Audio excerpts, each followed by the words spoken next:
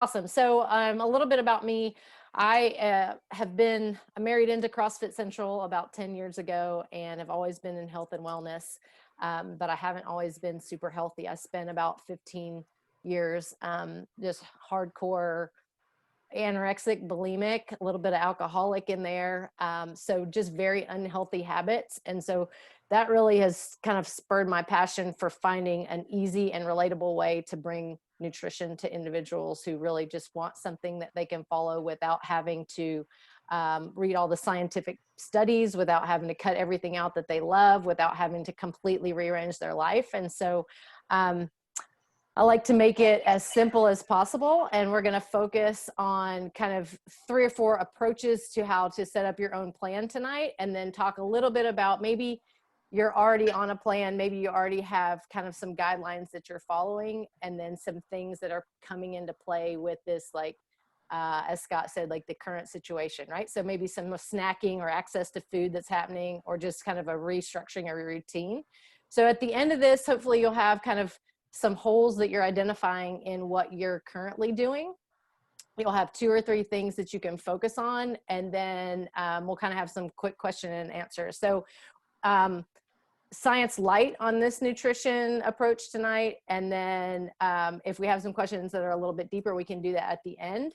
And I have some slides to share, mainly to keep me on track more than anything else, but I'm going to go ahead and pull those up. And I'm going to mute everybody, and then I think that you should be able to unmute yourself if you want to talk. If not, I can see you, so you could like raise a hand or do something like that to kind of plug into to the conversation, because I do like having conversation rather than just talking at the screen. But so the approach that we go off of is nutrition is the foundation of everything, right? So you see the pyramid there. We've got goal at the top. And in the past, a lot of the folks that I was working with, their goal was either specific weight loss or a sport specific. And I think that that's shifted a little bit now. We maybe just want to have the best choices on hand. We maybe want to know what to have in our cabinet, since we're not going to the grocery store as much. We've got until October to get ready for the paddle. So if your goal was to get some, weight off or performance oriented goals for that paddle, we've got a little bit of extra time, right? For better or worse, but that's happening in October. So whatever your goal is, nutrition is the baseline. That's going to help with energy. It's going to help with performance. It's going to help with body composition. And then in between the goal and your nutrition is moving your body. And Damn That Cancer and the Flatwater Foundation has been really great about offering several different ways to get moving and get rolling and get going. I think I saw Trey is going to lead something that looks like a lot of fun, probably more entertaining than some of the other workouts that you've gotten. And then we have Lift Off Go, which is also some daily workouts. So however you're moving your body, that's obviously an important piece. And now we're going to talk a little bit about fueling yourself.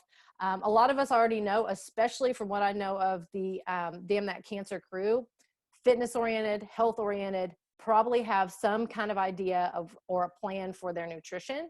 So we know that it's important. All right, here we go. So for general health, we know that mental clarity, alertness, energy helps us keep our blood sugar, our blood pressure low, helps with fighting things like diabetes and cholesterol. So we kind of have that idea, even if it's not about weight or about performance, we know that eating well is from the inside out is important. And what I've really been focusing on is how that same eating well system can help with right now with the pandemic.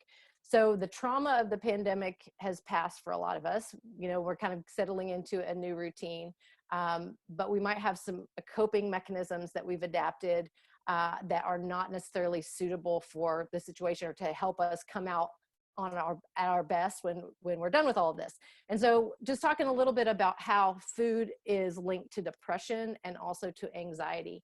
And so we don't often think about food triggering our depression or food triggering our anxiety. But if you look below, I just quoted a couple of scientific data points, right? We know that caffeine, artificial and refined sugars, gluten, processed foods, alcohol, dairy, soda, French fries, the list at the bottom is what we're looking at, fruit juice, foods high in sodium aren't good for the things listed up above for our general health, but they are also the Mayo Clinic and WebMD's top foods listed that trigger anxiety.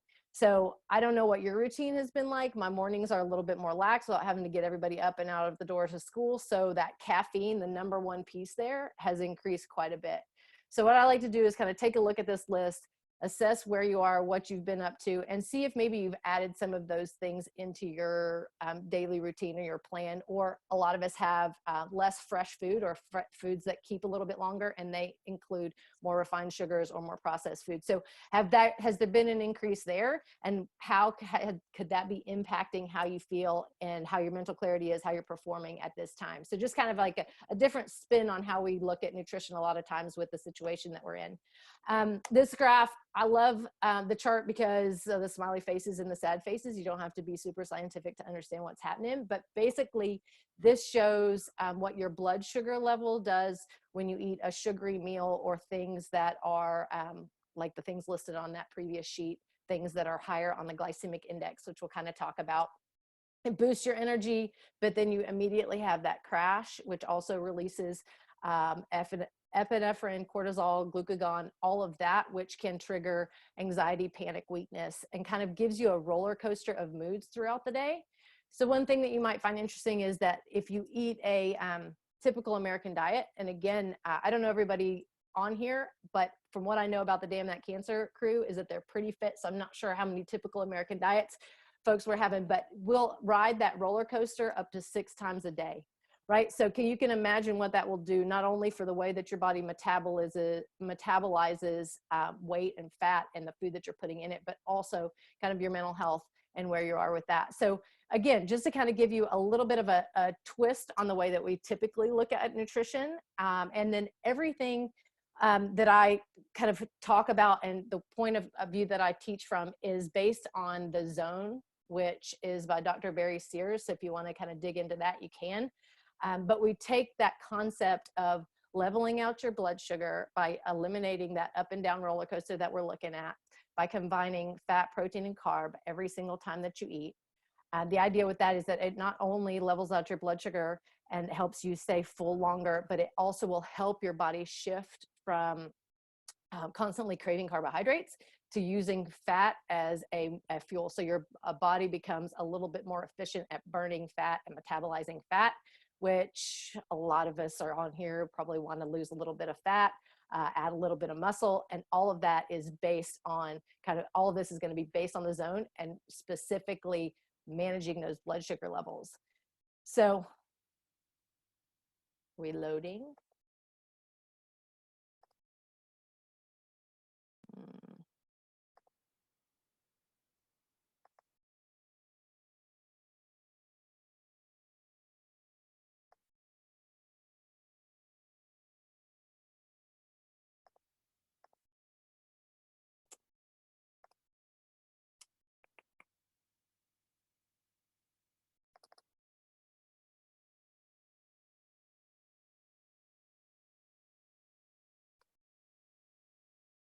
All right, so while that's loading or until it comes back, we're going to talk about lifestyle first. So I wanted to talk tonight about 3 basic steps that we can do.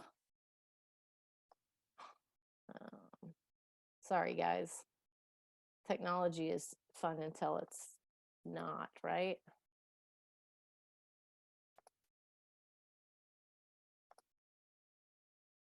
Okay.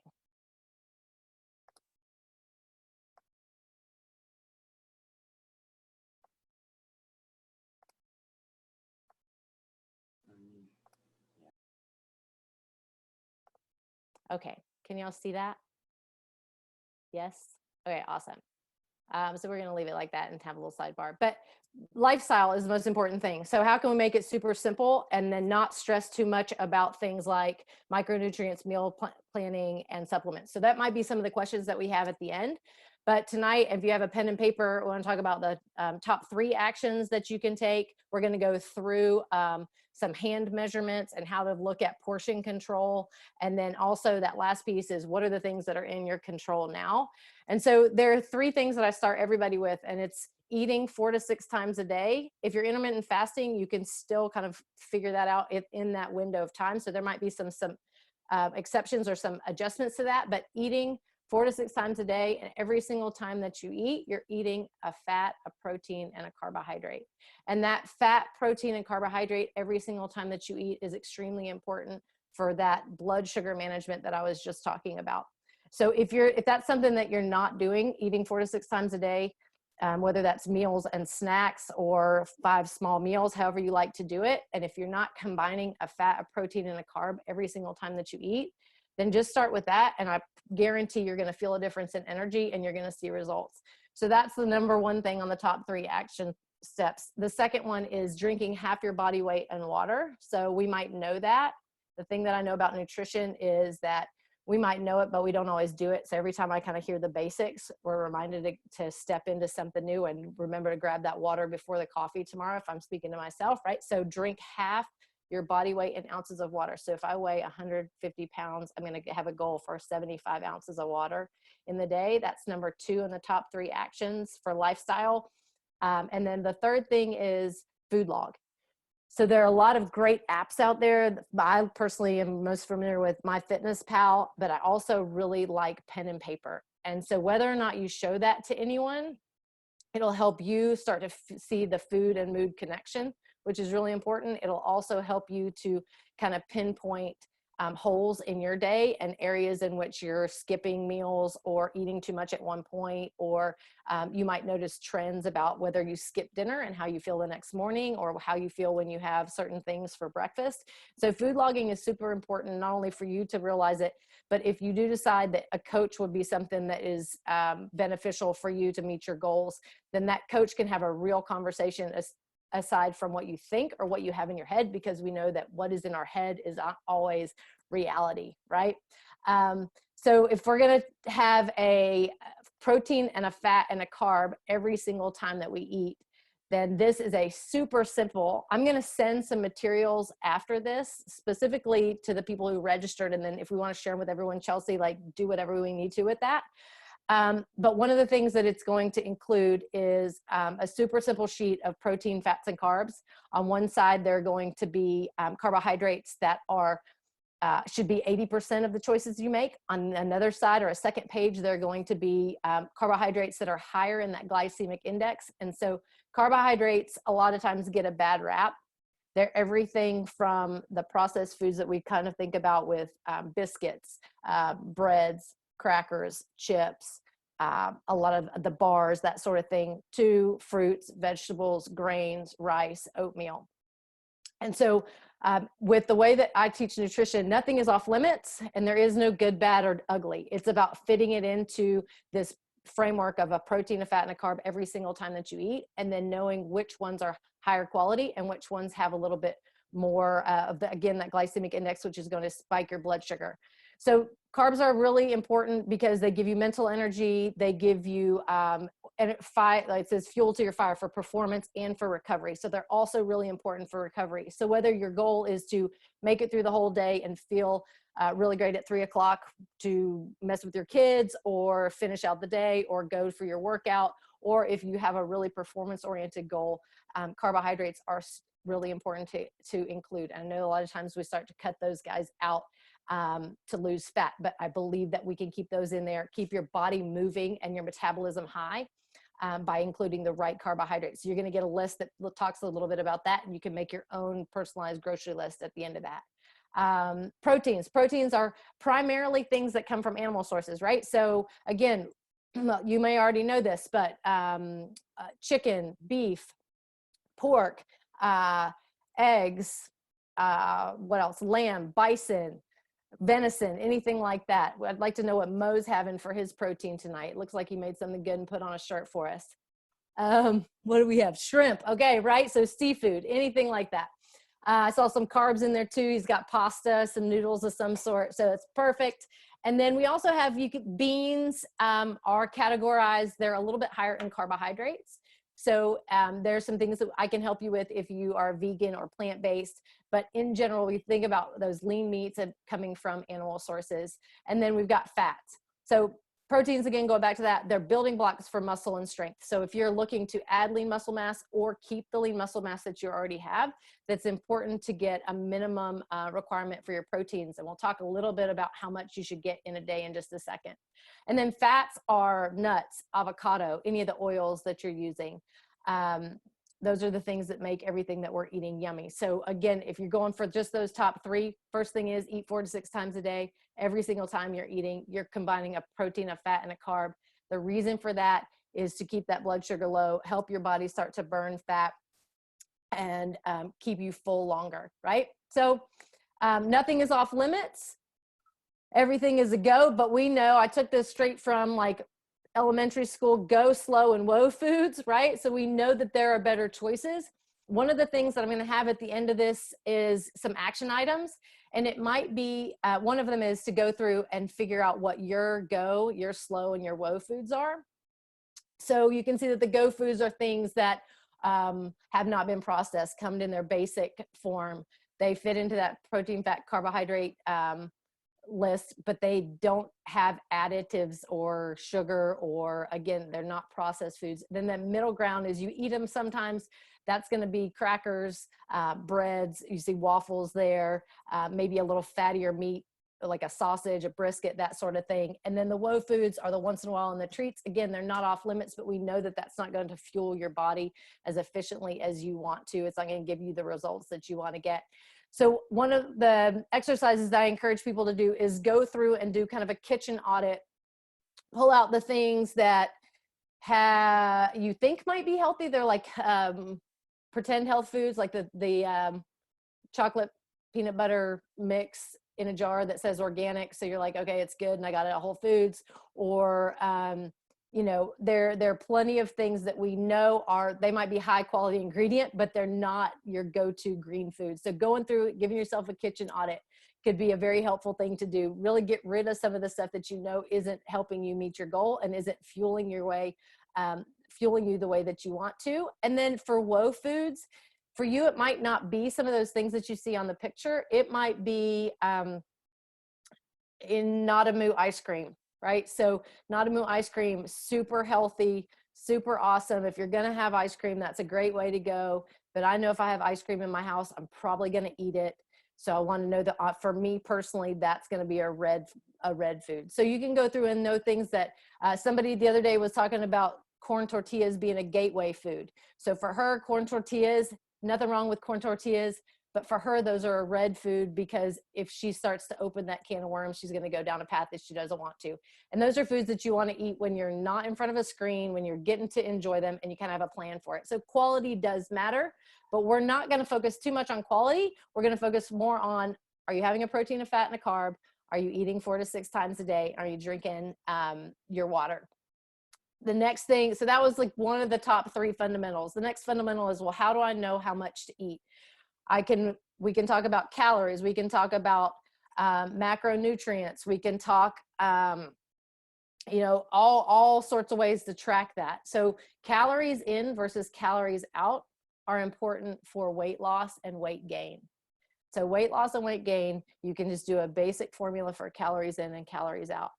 If you want to really look at composition, body composition, meaning how much muscle you have, how much fat you have, then we look at macronutrients, how much protein, how much carbs, how much fat. We can really dial that in. If you want to not bring your scale to the restaurant, not have to weigh and measure everything, maybe you do want to log, maybe you don't want to log, but you want to have an idea of what your portions are without overly obsessing about it, then one of the most basic ways to measure the food and make sure that you're getting enough is exactly what you see here, which is taking your hand with you everywhere you go and kind of eyeballing your plate. So if we look at protein, I like to start with loading my plate with protein and vegetables, because if we fill in the rest of the plate with the carbs or the fat, we know that we're building the foundation with protein and vegetables, which are the things that are going to be the highest quality and kind of lead us towards our goal. So starting with protein first, we're going to look at our palm of our hand and the thickness of a deck of cards. The great thing is Scott and I probably don't have the same size hands, so it's going to be automatically scalable for what I'm choosing as my palm of my hand thickness of a deck of cards and what Scott is choosing. And then you're going to see vegetables.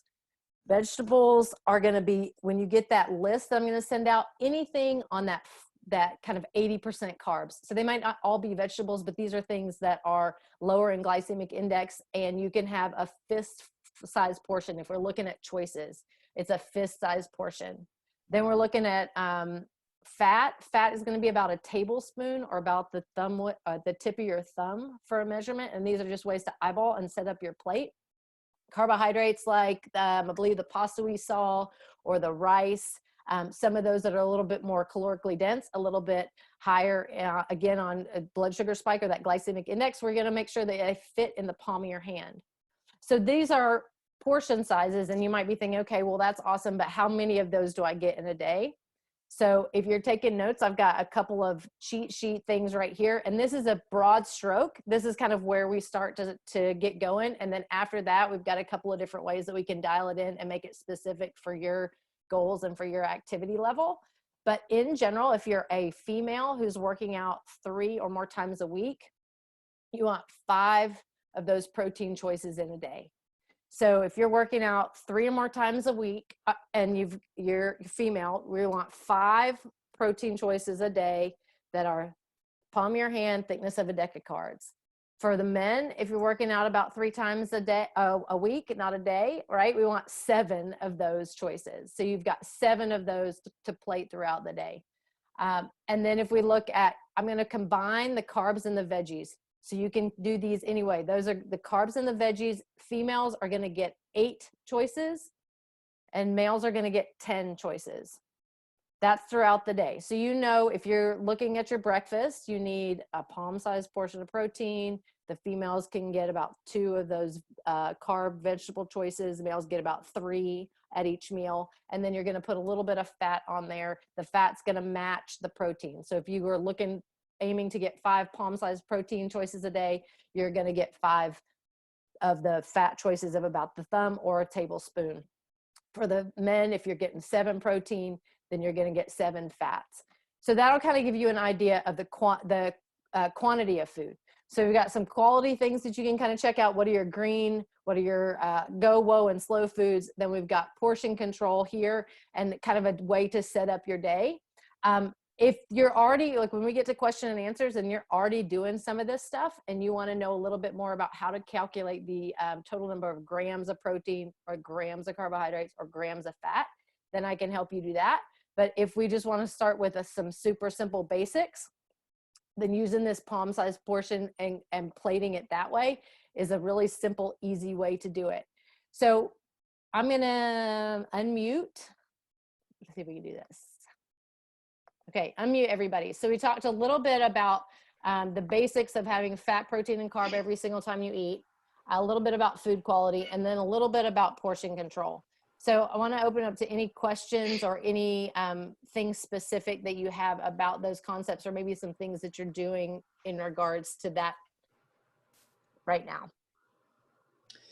Lisa, at the bottom left of the slide, it says protein 20 to 25 grams, carbs 15 to 20. Is that per choice?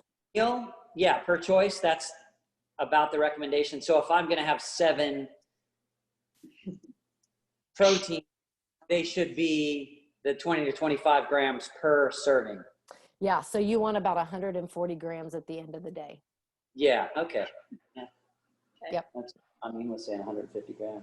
Right. Yeah. Yeah, same thing. Yeah, so for females, it's about 100 grams of protein a day. For males, it's about 140, right? So again, we're starting super basic guidelines, but these are things that if you start to log your food, I find that a majority of people are not hitting that. So that's a good place to start. Carbohydrates, if we just use that 20 calculation again, it's about 8 times 20, 8 times 160 grams for the ladies, and then about 200 grams for the men of carbohydrates a day.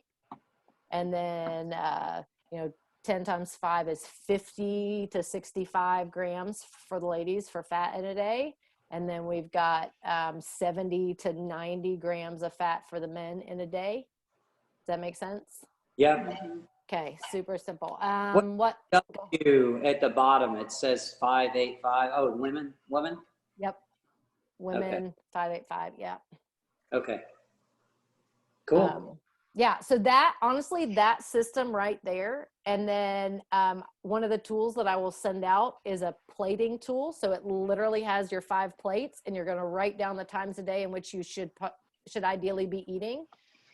You could put how many servings on each plate. Like, you make it as detailed as you would like, but that right there gets people massive results without the headache of weighing and measuring and calculating every single thing, because it gives you some metrics to go by. So I'm a really strong believer that unless you're ready to dial it in and have some super specifics, that simply mapping out the times a day that you need to be eating or should be eating, right? And then knowing those basics that we just went through with portion control will make a world of difference. And I would be willing to bet that most people are going to be surprised at how much food that they should eat or need to be eating, and what it does, how you feel when you eat that. So awesome. Thanks for asking. Anything else? Seems like I was a little backwards on my meal today between carbs versus protein. Yeah. Yeah, so that's pretty common. You're not alone there. And also, you know, a lot of the more traditional ways of setting up a meal plan is 50% or more of carbohydrates. But really, I've had the most success with people over the years if we stick to that kind of zone portion of more than about 40% carbohydrates. So yeah, a little bit backwards on shrimp versus pasta, but that's okay. All right, awesome. Okay, so I mean, those are some basic guidelines to set up your plan, and then we can have your plan, and we can have everything like all mapped out the way we want it to be, and then something like COVID happens, and our plan blows up in our face, and we go back to some of the super basic things that keep us on track. And so this is just a time to kind of think about, these are some things that set people up for success, because knowledge is not always power. Knowing what to do doesn't mean that you're going to do it. So I'm going to go through kind of 4 areas in which we're focusing right now. We do a 21-day reset, nutrition reset, and these are kind of 4 areas that we're helping people dial in and focus on. And the first one is routine. And so this looks a little bit different than it did, you know, a month ago, 2 months ago. We probably have settled into somewhat of a routine, but are those things that you had that were working for you? So if you had something that was working for you before COVID, before we were at home, or you have something that's working for you now, don't change it. I'm not asking you to change it. I'm asking you to look at things around that we can add to it, right? So you already have a good foundation in 1 or 2 things. What else can you do to add to that? So set meal times. Sounds super simple, but how easy is it to work through lunch now, or work through dinner, or skip breakfast because we don't have to be anywhere, and then you realize you haven't eaten at 11. So if that is something that you're finding yourself kind of participating in, where you don't have really set meals, then I encourage you to figure out, again, we're going to go through some meal timing stuff in that worksheet that I'm going to send over. Set some meal times, even if you just start with breakfast and a snack, or breakfast and lunch, and see where the rest goes. We don't have to lay it all down at one time, but set some ideal times that you're getting a snack or getting something in your system to keep your metabolism going. Then you go to meals. So once you have your ideal, you now know some, you know, Scott was talking about the grams that he now knows that he's going to have as a goal for each meal, whether it's a portion size or whether you look specifically at the grams per meal. Having some go-to meals that you know fulfill that. So if I need 20 grams of protein in the morning, and I'm consistently eating oatmeal and berries, then that should not be a go-to meal, because I need to add some protein in there, right? So we want to create some meals, 1 or 2 breakfasts, 1 or 2 lunch, maybe 1 or 2 snacks that you can automatically go to and know that it's going to fit the system that you're looking for. That way you've got your breakfast, you got your snack, maybe you have breakfast, snack, and lunch, and then whatever happens for dinner, you have a little bit of freedom and you're not too worried about it, because we're 80% on point, we're 20% flex. 80% on point, 20% flex. Whether that's every meal or every day or every week, you get to choose that. So go-to meals are another big thing. Prepping meals. One of the things that I've heard is there's kind of two things. Either you don't have time because you now are homeschooling and working from home, and you don't get to go to the gym, and you don't get out anywhere. So you're like crushed for time, or you're at home, you feel like you have all this time. Why would I need to prep meals? Prepping meals will help, again, make the decisions more clear and concise, and will help you stay on track rather than grabbing what's quick and easy. So meal prep is huge. One of the things that, if you're part of the Lift Off Body platform, on Monday nights, we've been doing a community meal prep. So if you watch that Instagram, we're going to throw up a recipe. You join us 6 o'clock on Monday night. We all cook together. Whitney has been leading us through making the meal. And then by 7 p.m., you have a meal either ready to put in containers for your lunches that week or dinner for Monday night. So if you want to plug into that, I strongly suggest it's on the Lift Off Body, the Instagram account. We're doing that live on stories Monday night at 6 o'clock. So meal prep, if you want to meal prep with a group, join us there. We can keep it super simple. Pack lunches and snacks. So it might seem weird because we're not going anywhere, but having snacks and lunches prepped, again, when you walk into the kitchen because your alarm goes off at noon because you set your meal times and you know what you're going to be up to, and you go in there and you look at all the choices you have, you're not going to go to the thing that you had planned in your head to pack or to make unless it's already packed. If it's packed and ready to go, some people I'm working with are deciding to literally pack their lunches and their lunch boxes in their containers just like they're going to work. That may be for you, it may not be for you, but if you have a goal and a mission, then you're going to do things to kind of keep you on track. So things that were working in the past, keep them up as much as possible, and then those are some things in the routine area to kind of look at and see how you can reset some stuff for success. Environment. So we're all at home a little bit more. A lot of us are working from home. We might have our computer set up on our kitchen table or on our bar or somewhere that it's looking directly into the line of your food. So if that's the case, I suggest changing your workstation, your school station, to where you're not constantly tempted by the snacks and looking at the snacks. Kitchen clutter. So look at your kitchen. This goes along with that audit I was kind of talking about. What does your kitchen look like? Are you looking at cereals and chips and things that are fine to have around, but maybe don't need to be in your direct line of vision? Or are you looking at some healthier snacks? I like to set up my refrigerator when I open it up. We've got the easy pre-cut grabbable fruits, carrot sticks, yogurt, things that are healthy snacks are right there ready to grab. And the things that may be for treats or for something else, I'm going to put in the back or even hide. I'm known for hiding my chocolate underneath 4 pounds of like frozen meat in the freezer because I can't see it and I must have forgotten about it. It's not there, right? So kind of take a look at the way that your pantry's set up. How could you change the environment? And then screens and foods. Again, this goes with the continuity of the way that we're living right now. I would much prefer be meeting you in person right now and doing a conversation style presentation, but we're in the era and in the age and the space of doing a lot of screens. So not eating with a screen in front of you is highly beneficial to you being able to regulate what you're putting in your mouth and how you're enjoying it, how quickly you're consuming it. So if that's something that you've gotten in the habit of, Mo, thanks for joining us even while you're eating.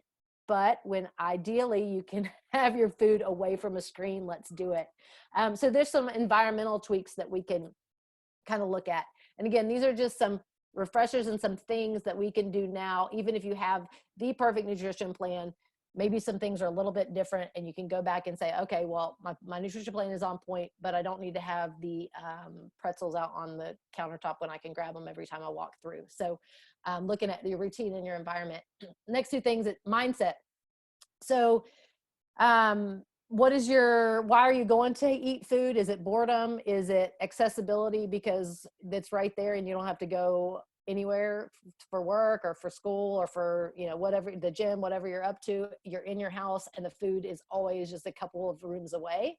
So we need to look at why you're eating, what are your triggers for going to get snacks? What are your triggers for getting things that you don't necessarily want? And then how you can create rules around those for yourself. Reward yourself with the urge jar. So one of the things that I have clients do, it's super easy to check in with me and say like, Lisa, I had pizza on Thursday. I ate all the nachos on Friday. Trey came in with a bottle of wine while I'm trying to listen to this nutrition thing. And so I had drinks on whatever night it is, Wednesday night, right? So it's super easy to remember those things. It might be a little harder to remember the times that you don't go for the snack, or that you don't go for the wine, or that you don't go for the ice cream. And so the urge jar is literally a jar somewhere in your house, ideally near your kitchen. And when you recognize that you have not given in to your urge, you put a bead or a button or a coin or a thing in there, and then you set yourself up for some sort of reward. And the reward is for resisting the urge and creating new habits. It's all about new habits and new patterns. And that's something that has been a visual way to see the absence of something, right? So we might visually see the presence of pizza by adding another pound or so on our midsection, but you can visually see the removal of that through the urge jar. So that could be an idea. The other thing is changing your state. So if you have any Tony Robbins fans or anybody that's followed their stuff, he's big on changing your state, and he has the make your move and change your state. Like basically doesn't matter how you're feeling, you're in charge of your feelings. So how are we going to move to the next thing? So right now, whether it's boredom, whether it's anxiety, whether it's sleepiness, whatever it is, how are you going to change your state to where you need to go without going to the snack, without going to food? So this is extremely applicable if you're someone who gets bored, gets up, walks and grabs a handful of nuts, comes back, doesn't think it matters. Well, it doesn't really matter, but it does add up. So we might be doing that a little bit more with the environment that we're in. So some way to change your state. My husband and I had an agreement the first couple of weeks of quarantine or lockdown or whatever we're calling this situation. But if we came in and the person was doing squats and burpees, we knew they were having a moment and they needed to change their state, right? So maybe you have a partner that you're working with and you can just kind of come up with agreement. They don't think you're crazy when you're doing burpees and squats. They know that you're changing your state so you can move on and get to where you need to be and be productive. And then who's on your team? So we're on your team. I'm on your team. I love helping people with nutrition. We have the entire Damn That Cancer and Flatwater crew that is ready to help us be as healthy and as fueled and as fit and as full of resilience as possible. So we are all on your team. But if you need somebody that's specifically on your team, then I encourage you to share your goal with somebody, comment in the Facebook group and tell people what you're doing, what you're up to for nutrition, because that's a part of us all getting on the water in October. Share it with somebody, invite somebody to do it with you. Tell them what you're up to. Send them the picture of your glass of water every single morning, because that's your goal, to get more water in. Whatever it is, who's on your team and how you're going to enroll people to do that. And then I'm also going to share two programs that we have. So if you want somebody that's professionally on your team and going to specifically talk about those macronutrients, help you identify triggers, help you figure out some more specific lifestyle changes that are applicable to you, then we have a team of coaches that do that. So we'll talk about that too, but think about who is on your team, because we're going to change our mind and want to change our rules as soon as probably we get off this webinar. So action items. So knowledge is awesome, but it really doesn't do anything unless you take a plan or take action and create your plan to take action. So hopefully the first piece, just talking a little bit about the top 3 things to do that make an impact, talking about some portion sizes, that sort of thing, got your imagination going, got your mind moving into a place where you know some things that you need to take action on for your specific plan. Auditing your fridge and your pantry. Great way to start. Gets your mind moving, makes you realize what you have in there, maybe what you could use a little bit more of. Another really key piece to success is knowing what your green, your yellow, and your red food list is. I showed you one here earlier, but that's not going to look the same for every single person. So knowing what your triggers are, know what your red list is, what your green list are. I'm going to send, again, you're going to get a food list, you're going to get a way to do some meal timing, and you're going to get some snack ideas. So those are the areas in which I feel that people need the most help. What is okay to eat? Well, we're going to give you a list of foods. It's not 100% inclusive, but it's pretty inclusive. And then you get to choose what you're going to mark off of that list. And that's your grocery list for the next 21 days, 90 days, whatever you're committed to. Meal timing. map out what you want your day to look like. We know that having a written plan is far better than having it in your head and hoping that it happens, and then take whatever actions you need to make to get that written plan into action. The next thing that people struggle with are snacks, because combining fat, protein, and carbs, some people's minds are blown when they don't just have pretzels for a snack, right? So it gives you some ideas on ways to combine things and have snacks that fit within this kind of way of eating.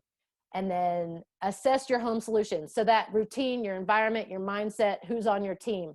Maybe you heard something and you thought, okay, yep, she's right. I'm not eating breakfast. I need to get back on the meal timing. Okay, you're right. I need to clear the counters of all the clutter. I don't know what it was that hit home for you, but hopefully there was something that you can go and take action on that.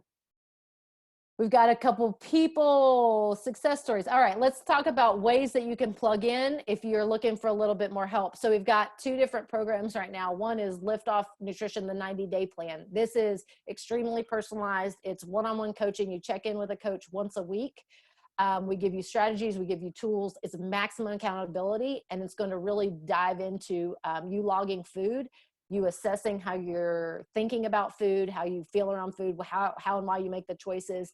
And we're going to have some very specific ways for you to tackle that. So that's one option. And you can see that for anyone who is a part of the Damn That Cancer community, it's going to be $136 a month. It's a minimum of 3 months. So $136, it's a 90-day plan, and it's $136 per month. So that's one option.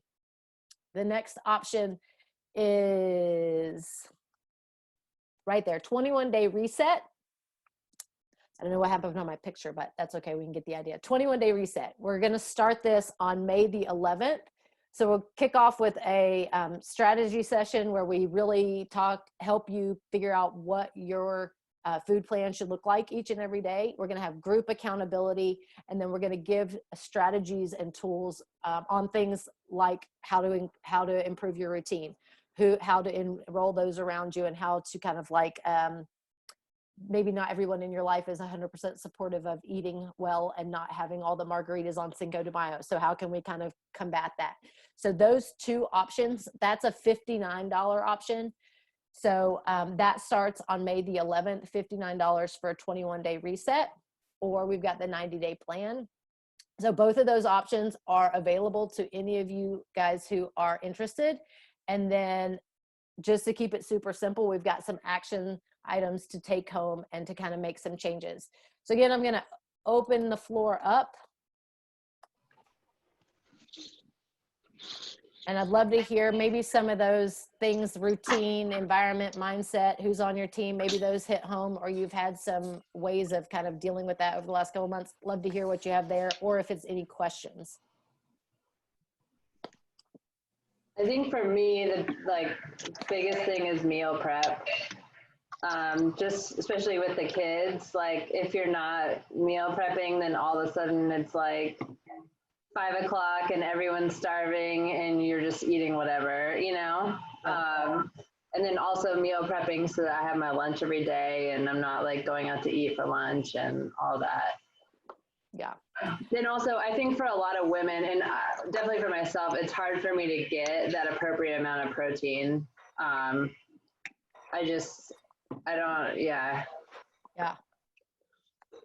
So I'm writing some notes down here, Chelsea. Ways to hit protein. Yeah, I think the protein is a big thing. I think you're right about that. It also makes a big difference in the other choices you make. If you start your meal with getting that protein choice first, then you fill in the gaps for the other bits of it, then you end up having a more successful day overall, and also your energy is a lot better. So if you can start to build your day around protein, and I am a fan of shakes, but I don't think that that should be the way that you get all of your protein. So we've got some creative ideas that I can share with you. And then meal prep. So when you think meal prep, there's a lot of different ways that you can do it. Some people just map out their, I like to know what I'm going to cook every night and then make a grocery list and make sure I have it on hand. Yeah. Some people actually meal prep and put it in containers. I have in the past had a recipe, a menu for the night. You meal prep it, but you don't cook it. So you have the fish, you have all the vegetables cut up, you have everything ready to go, but you cook it fresh the night of. So then it doesn't feel like you're constantly eating leftovers, because I think that's a big deterrent for meal prep. There are also some things that are really great as leftovers and some things that are really not great as leftovers. And so kind of knowing that is another thing. Yeah. But it doesn't have to mean that you boil a bunch of chicken on Sunday and put it in containers for the week. So join us on Monday night. I think it's a vegan meal prep on Monday night too, that Whitney's going to do, if that excites anybody or is of interest. But there's a lot of creative kind of simple things that you can do and not spend a whole lot of time in the kitchen, and then also not be behind the 8 ball in the evening with trying to get the kids down and everything prepped. So Yeah. meal prep. Okay. Lisa, does Big one from, go ahead. no, go ahead, Scott. Lisa, does the plan change if you're trying to lean out by 5 pounds, or if you're trying to gain 5 pounds of lean muscle mass? Does the plan change based upon those goals? The plan does change. So Okay. for something like this setting, I would say start with that 7-10-7 setup that I gave you for the portions. That makes sense. And then we look at 3 different things. We look at how you feel. So are you hungry? Are you full? How's your energy? Do you feel like you're eating too much? And then we look at how you perform. So that's fitness performance, that's sleep performance, that's mental clarity performance. And then we would adjust accordingly. For that 90